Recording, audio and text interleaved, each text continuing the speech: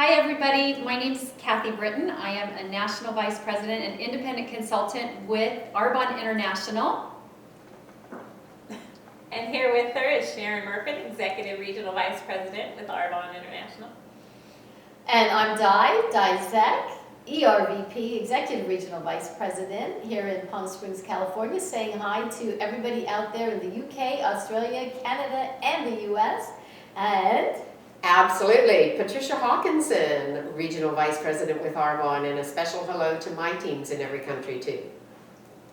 And we are really glad that you're watching this YouTube today. We have a really special friend with us today. Jerry Rosenthal and I have known each other for, gosh, I think about 4, 5, maybe even 6 years now. And we have something in common. We're both network marketers. All of us are network marketers. You're a network marketer. And Jerry has 18 years experience in network marketing. He's been very successful, and he has been doing a lot of coaching and helping our success line, and we wanted to share Jerry with you today. So Jerry. Thank you, Kathy. You're welcome. No, thank you for being here. It's my pleasure, my pleasure. We're hoping that our teams all over the world can get a little taste of you, okay? Just some of what we've been able to glean from your expertise. And can I just kind of set up a situation, like if we're out in public, you know, what would you say, what would you do? Sure. Okay. Meeting new people, that's always fun.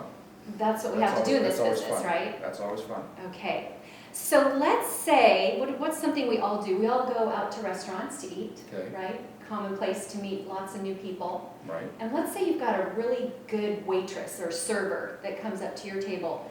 How would you talk to that individual? About your opportunity? Well, the first thing I would do is make sure that when you're talking to people about your opportunity, that you are the preview and you're not the movie. A lot of times in network marketing, we get so excited and so filled up by what we have to offer that we want to give everybody everything right up front. And if you notice, when you go to a movie theater and you watch a preview is only 2 or 3 minutes, but it's designed to get you excited so that you go see the 2-hour movie. Well, when you're out meeting people, that's what you want to do. You want to give them the 2 to 3 minute preview, and actually it shouldn't even be that, 30 seconds to a minute, and then get them to sit down with you, come to an opportunity meeting, come to a dream team meeting, so that you can show them the rest. So what I would do, if you're at a restaurant, you're with a waiter or waitress, you've got time. So you start communicating with them. Don't ask them, what do they do for a living, because obviously you know that already. So, but you would say things like, you know, how long have you been here? How do you like being here? What is it that you like the best about your job? What is it that you like the least? Just to strike up some conversation. But my hit it out of the ballpark question to anyone that I'm out meeting, prospecting, whatever word you want to use, is I always love to ask people, once I get to know them a little bit, I will say to them, like, let's just say you're at the Olive Garden, this is where the waitress is. Okay. I would say to them, well, do you plan on working here at the Olive Garden for the rest of your life? Or do you still keep your options open? Now, I know in 18 years that I've asked that question, I have never had a single human being say to me, no, I just plan on being here forever. This is what God has for me. Everybody always says, I keep my options open. What do you have? Now, here's where you have to be careful. Because the fact that somebody said they keep their options open gets most people so excited that they just open their mouth and don't close it for a couple of minutes, and then they wonder why people will not sit down with them. You have to keep it short, you have to keep it simple, but you have to make them curious enough to want more information.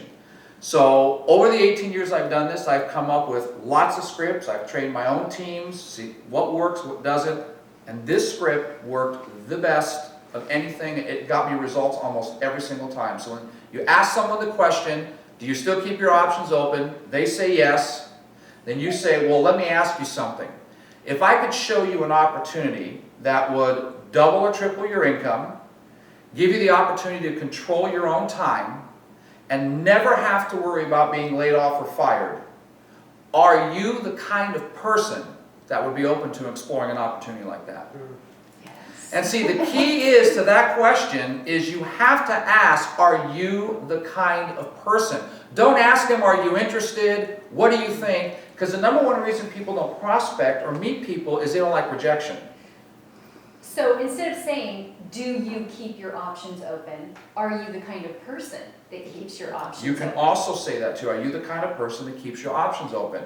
You want a yes answer. And then when you ask that other question, you want to make sure you say, are you the kind of person that would be open to exploring an opportunity like that? Because if they say no, what they're saying to you is, I'm not interested in making more money, controlling my time, I'm not interested in never being laid off or fired. So how can you be upset about that? You should feel bad for that person Yeah. and not worry about it. And then people say, well, then what do I do if they say no?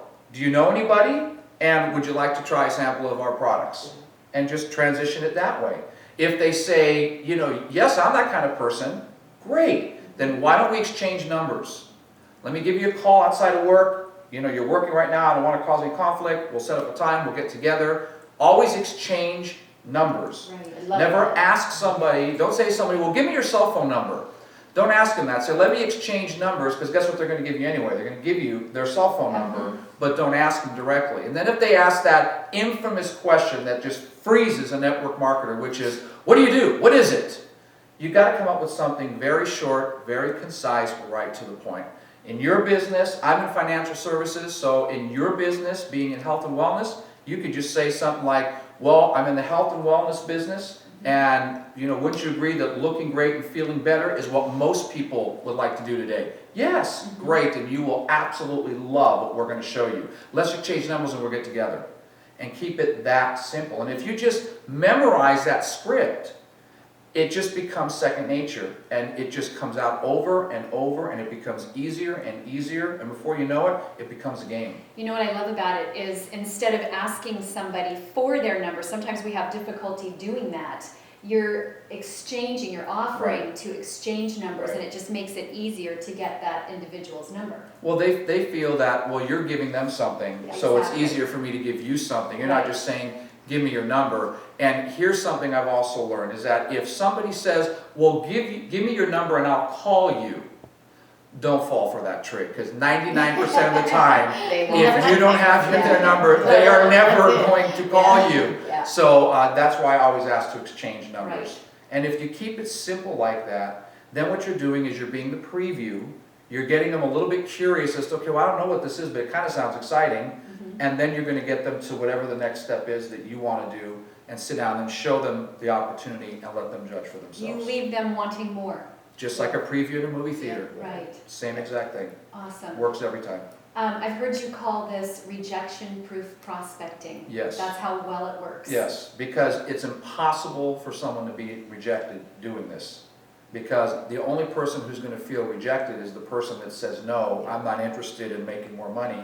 So you walk out there going, gosh, I really feel bad for that person. But Right. Well, you Okay. also walk out thinking, thank goodness I didn't spend a lot of time Right. working with that person, That's because exactly they're not right. interested in what I have to That's offer. exactly right. And I love that aspect of it too. And that's a huge point, because in network marketing, we can all spend a lot of time with the wrong people, and I would rather find out upfront Me too. and get it done and over with than have to spend months and months and figure it out down the road. Absolutely, I So love it that part works of it. great that way. Yeah. Well, we want to thank you so much You're for welcome. just sharing this little bit with all of us. You've helped all of us so much, and we're happy to share it with our teams, and hopefully you're going to be able to walk away with something that's going to help you go out there and prospect and be rejection proof.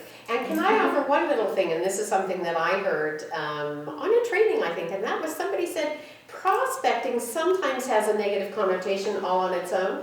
Let's go out and build networks. Let's not worry about Absolutely. prospecting. Let's build networks Excellent. Very of good. friends Make friends. and colleagues. Let's make friends. That's There what you this is all about. There you go. Excellent. Thanks, Okay. Jerry. My Thank you, pleasure. Jerry. Thank you for having me.